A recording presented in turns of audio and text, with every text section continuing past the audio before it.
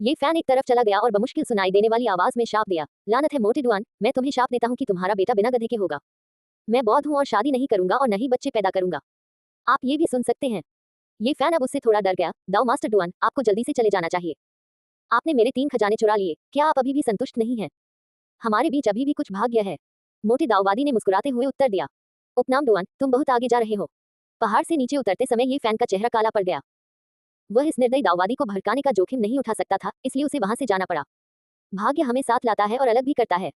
ऐसा लगता है कि आज हमारा भाग्य समाप्त हो गया है, लेकिन ये कहना कठिन है कि भविष्य में क्या होगा। शायद हम फिर मिलेंगे। मोटा दाऊवादी हंसा और वहां से नहीं गया। उसने कहा, अब मुझे लगता है कि मुझे इस पत्थर की दीवार से टकराना तय है, इसलिए मैंने यहाँ रहने और इसे देखने का फैसला किया है। ये फैन आश्चर्यचकित था। उसे उम्मीद नहीं थी कि यह निर्दयी मोटा आदमी इतनी सावधानी से इस पत्थर की दीवार की असाधारणता को देखेगा। वह तुरंत रुक गया और वहां से जाना नहीं चाहता था। चूंकि आप यहीं रह रहे हैं, इसलिए मैं आपसे वादा करता हूँ कि आपको कुछ लाभ मिलेगा। हालांकि ये सबसे अच्छा है कि आप बहुत अधिक चमकदार खजानों को न छुएं। मैं ये सब तुम्हारे भले के लिए कर रहा हूँ। अपनी साधना से तुम अपने आध्यात्मिक हथियार की रक्षा नहीं कर पाओगे। यदि कोई इसका लालच करेगा तो तुम बड़ी मुसीबत में पड़ जाओगे। हर कोई मेरे जितना दयालु नहीं होता। बहुत से लोग आध्यात्मिक हथियारों को चुराने की कोशिश करते हैं, उन्हें मारने की कोशिश करते हैं। उस समय वे शायद अपनी जान भी न बचा पाएं। हम इस समय दूर के आकाश में 5 महान विशेषज्ञों ने एक जबरदस्त हमला किया। विशाल और अथाह दिव्य शक्ति 9 स्वर्गों की आकाशगंगा की तरह बरस पड़ी। ऊर्जा की लहरें पूरे आकाश में समुद्र की तरह बह गईं। इस समय सभी साधक कांप रहे थे। उनमें से कई अपने इंद्रधनुषों को नियंत्रित नहीं कर सके और आसमान से नीचे गिर पड़े। लोगों के लिए सांस लेना मुश्किल हो गया था, ऐसा भय था कि उन्हें सांस लेने में भी तकलीफ हो रही थी। इस राजसी दबाव का विरोध करना असंभव था। कई साधकों की आत्माएं बेकाबू होकर कांप रही थी। ये थी इन 5 पात्रों की भयानक शक्ति। जब वे अपना पराक्रम दिखाते तो सभी प्राणी भयभीत हो जाते और उनके हृदय में घबराहट उत्पन्न हो जाती। बूम! 5 सर्वोच्च शक्तियों के अंतिम हमले ने आखिरकार फिर सम्राट की कब्र को चकनाचूर कर दिया। एक राक्षसी आभा फूट पड़ी, जिसने सभी दिशाओं में तबाही मचा दी। भव्य प्राचीन महल गड़गड़ाहट की आवाज के साथ पूरी तरह ढह गया। उसी समय प्रकाश की अनंत किरणें सभी दिशाओं में फैल गईं। प्राचीन कब्र में दबे सभी आध्यात्मिक हथियार बाहर निकल आए। उनमें से कुछ प्रकाश की किरणें थीं जो असाधारण रूप से चमकदार और चकाचौंध करने वाली थी। वे छोटे सूरज की तरह आकाश को रोशन कर रही थी और यह स्पष्ट था कि वे सबसे शक्तिशाली आध्यात्मिक खजाने थे। 5 शीर्ष विशेषज्ञों ने अपनी महान दिव्य क्षमताओं का प्रदर्शन किया और अपने बड़े हाथों से हाथ बढ़ाया। उनमें से लगभग हर एक ने एक वस्तु पकड़ी और सभी ने संतुष्ट मुस्कान दिखाई। हालांकि अभी भी कुछ आध्यात्मिक हथियार थे जो छोटे सूरज की तरह चमकदार थे, जो उनकी पकड़ से बच निकलने में कामयाब रहे। वे आसमान में उड़ गए और बच निकले। हालांकि शिखर प्राणियों ने उनका पीछा नहीं किया। इसके बजाय वे अपनी जगह पर ही रहे और अपनी शक्तिशाली दिव्य इंद्रियों का उपयोग करके आसपास के वातावरण को स्कैन किया, जैसे कि वे कुछ खोज रहे हों। विभिन्न आध्यात्मिक हथियार प्रकाश की लकीरों में बदल गए और उड़ गए। दूर आसमान में ऊर्जा की विशाल और अथाह लहरें उठी। सभी साधक पागल हो गए। खतरे की परवाह न करते हुए वे अनंत चमक में आध्यात्मिक हथियारों का पीछा करने लगे और उन आध्यात्मिक हथियारों को जब्त कर लिया। फिर सम्राट की कब्र पूरी तरह से ढह गई थी। यहाँ तक कि मलबा भी सभी दिशाओं में फैल गया था। जो कुछ बचा था वह ऊर्जा की एक चमकदार लहर थी। पूर्वी बंजर भूमि के मनुष्यों का सर्वोच्च खजाना कहाँ है? राक्षस सम्राट का हथियार पूर्वी बंजर भूमि के मनुष्यों के सर्वोच्च खजाने से कमजोर नहीं माना जाता। ये कैसे प्रकट नहीं हुआ? 5 शीर्ष विशेषज्ञों के चेहरे पर हैरानी भरी अभिव्यक्तियां थीं। वे लगातार अपनी शक्तिशाली दिव्य इंद्रियों से उस क्षेत्र को स्कैन कर रहे थे। धमाका! इस समय उस चमकदार चमक से, जो अभी तक समाप्त नहीं हुई थी, अचानक प्रकाश की एक किरण निकली, जिसने सूर्य, चंद्रमा और सितारों को अपनी चमक खोने के लिए मजबूर कर दिया। यह इतना चमकीला था, मानो सूरज फट गया हो। यहाँ तक कि 5 सर्वोच्च शक्तियों को भी अपनी आंखें खोलने में कठिनाई हो रही थी। उनकी आंखें दर्द से छलनी हो रही थी, लेकिन उन्होंने तुरंत प्रतिक्रिया की और तुरंत अपने हाथ आगे बढ़ाए। छी! दिव्य प्रकाश आकाश में फैल गया। इसमें अतुलनीय रूप से शक्तिशाली ऊर्जा थी, मानो ब्रह्मांड का एक हिस्सा हिल रहा हो। भयानक उतार चढ़ाव विशाल और अथाह थे, जिससे 5 महान विशेषज्ञों को पीछे हटना पड़ा और उनके हाथों में मौजूद हथियारों की चमक तुरंत खत्म हो गई। चमकदार दिव्य प्रकाश आकाश को चीरता हुआ भयानक ऊर्जा उतार चढ़ाव पैदा करता है, जिससे आसपास के कई साधक आकाश से नीचे गिर जाते हैं। इसने एक अतुलनीय राक्षसी ऊर्जा उत्सर्जित की, मानो दुनिया जल रही हो और कुछ भी इसे रोक नहीं सकता। ये वह हथियार है जिसे राक्षस सम्राट ने जीवित रहते हुए इस्तेमाल किया था। ये पूर्वी बंजर भूमि के मनुष्यों के सर्वोच्च खजाने के बराबर है। 5 शक्तिशाली लोगों को होश आ गया। उनमें से 3 ने तुरंत उसका पीछा किया। बाकी 2 लोग नहीं गए। वे पूर्वी बंजर भूमि के मनुष्यों के महानतम खजाने की खोज करना चाहते थे। दूर से ये फैन अचंभित रह गया। ऐसा इसलिए क्योंकि उसने पाया कि प्रकाश की चमकदार किरण पत्थर के पहाड़ की ओर बढ़ रही थी। उसके बगल में बैठा मोटा दाऊवादी पुजारी लगातार मुस्कुराता हुआ अपने हाथों को आपस में रगड़ रहा था।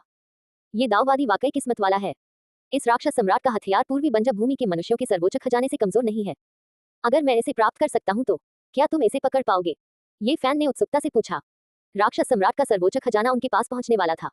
अगर मोटा दाऊवादी पुजारी उसे पकड़ नहीं पाया तो वे टुकड़े टुकड़े हो जाएंगे। अगर ऐसा हुआ तो ये बहुत दुखद होगा। ये सही है।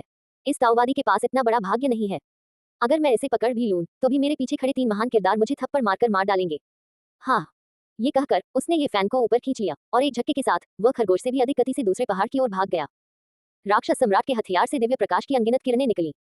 ये चमक इतनी चमकदार थी कि ये देखना असंभव था कि यह कैसा दिखता है। धधकती रोशनी के कारण लोगों के लिए अपनी आंखें खोलना मुश्किल हो गया। ऐसा लग रहा था जैसे एक ही समय में अरबों तारे जल रहे हों, जिससे पूरी दुनिया हिंसक रूप से कांप उठी। एक जोरदार धमाके के साथ ये पत्थर के पहाड़ से टकराया। ये खत्म हो गया है। मोटा दाववादी पुजारी बार बार अपने हाथ रगड़ रहा था। ये बुरा है। पत्थर के पहाड़ के नीचे एक अजीब खजाना होना चाहिए, लेकिन ये राक्षस सम्राट के सर्वोच्च खजाने के प्रभाव का सामना नहीं कर सकता। ये संभवतः राख में बदल जाएगा। कितना अफसोस की बात है। वह स्थान प्रकाश से पूरी तरह डूब गया और ऊर्जा के विशाल महासागर में बदल गया। आसपास के सभी साधक उड़ गए। कुछ लोग जो बहुत करीब थे वे सीधे टुकड़ों में कुचल गए और खून की धुंध के बादलों में बदल गए। लेकिन इस बार कुछ आश्चर्यजनक हुआ। पत्थर का पहाड़ ढह गया और उसके भीतर से एक बेहद कोमल हरी रोशनी फूट पड़ी।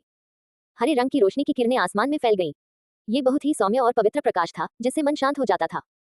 हल्का हरा रंग जीवन शक्ति से भरा हुआ था, जैसे आकाश में तैरता हुआ नखलिस्तान। इस समय एक विशाल हरे खजाने का बेसिन जमीन से ऊपर आया और राक्षस सम्राट के सर्वोच्च खजाने को चूस लिया। वह दिव्य प्राणी अथाह है। इस समय मोटा दाववादी पुजारी ठीक से बोल भी नहीं पा रहा था। उसने जोर से सांस छोड़ी और फिर से सामान्य हो गया। वह चिल्लाया, ये राक्षस जाति का खजाना है। कोई वहां छिप गया था और उसने एक खजाने का भंडार तैयार कर लिया था। राक्षस जाति के सर्वोच्च खजाने के लिए कितनी अच्छी योजना थी। मोटा दाववादी तुरंत समझ गया कि पत्थर की दीवार आध्यात्मिक हथियारों को क्यों आकर्षित कर सकती है। वास्तव में अंदर एक पौराणिक खजाना था। यद्यपि वह व्यक्ति अपनी दैवीय शक्ति से खजाने के भंडार को दबा रहा था, फिर भी वह कुछ आध्यात्मिक हथियारों को आकर्षित करने में सफल रहा। खजाने का कटोरा ऐसा लग रहा था मानो हरे रंग की चेलेडोनी से तराशा गया हो। यह इतना हरा था कि यह हड्डियों में समा जाता था। यह शानदार ढंग से चमक रहा था और पवित्र हरी रोशनी आसमान में भर गई थी। यह अतुलनीय रूप से कोमल था और हर जगह आरामदायक महसूस कराता था। इस समय खजाने के बेसिन में एक अत्यंत चमकदार चमक टिमटिमा रही थी।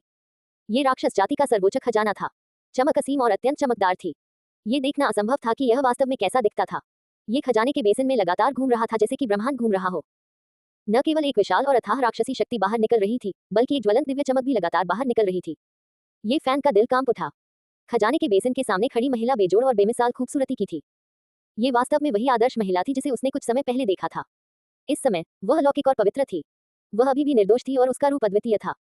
उसने जल्दी से खजाने का कटोरा हटा दिया और उड़ जाने के लिए प्रकाश की एक धारा में बदल गई। केवल स्वर्गीय हंसी की एक स्ट्रिंग पीछे रह गई। आपकी मदद के लिए वरिष्ठों का धन्यवाद।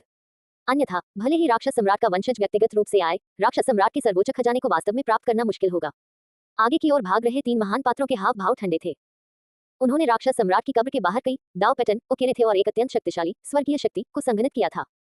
हालांकि उन्होंने राक्षस सम्राट के सर्वोच्च खजाने को नहीं रोका, लेकिन उन्होंने इसके अजेय प्रभाव को धीमा करने में एक बड़ी भूमिका निभाई। अंत में उन्होंने अंधेरे में रहने वाले व्यक्ति को लाभ उठाने दिया।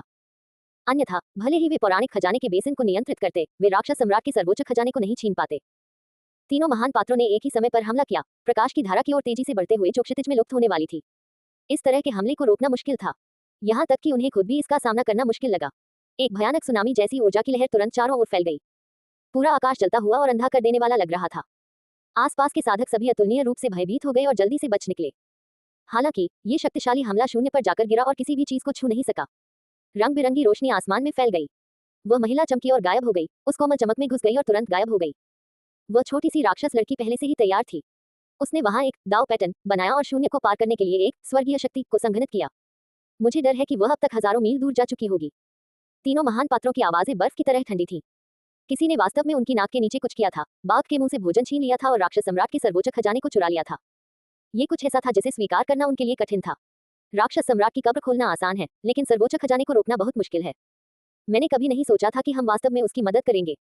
एक चमकती हुई रोशनी के साथ तीनों महान पात्र दृष्टि से ओझल हो गए। वे तेजी से ढह चुके राक्षस सम्राट के मकबरे के मध्य क्षेत्र की ओर भागे, क्योंकि पूर्वी बंजर भूमि का महान खजाना अभी तक खोजा जाना बाकी था। यही वह चीज थी जो वे सबसे ज्यादा चाहते थे। पूर्वी बंजर भूमि का सर्वोच्च खजाना अभी तक प्रकट क्यों नहीं हुआ है? मोटा ताओवादी फुसफुसाया। ये फैन भी बहुत उत्सुक था।